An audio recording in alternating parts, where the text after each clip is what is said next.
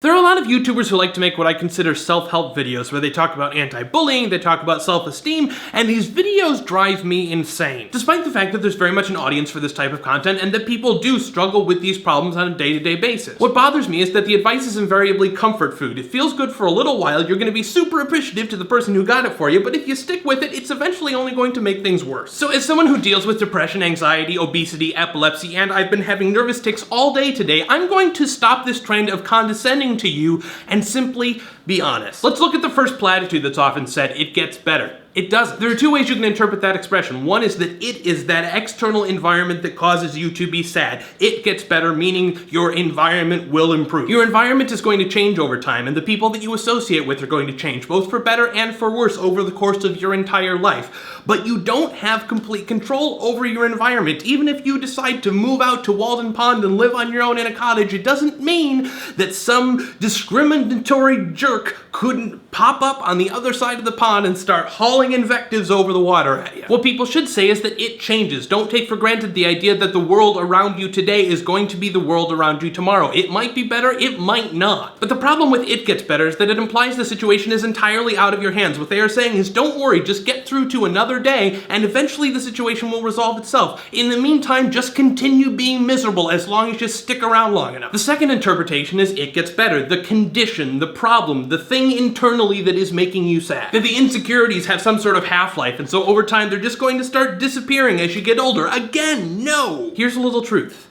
The problems that you have today don't ever leave. The insecurities, the self-doubt, the fear, the anxiety, it never ever leaves. No matter how hard you work at it, no matter how many people are supporting you, no matter whether you change your diet, no matter whether you change your personal habits, no matter if you become an entirely different person, it's always going to be right there with you. You can't fix it.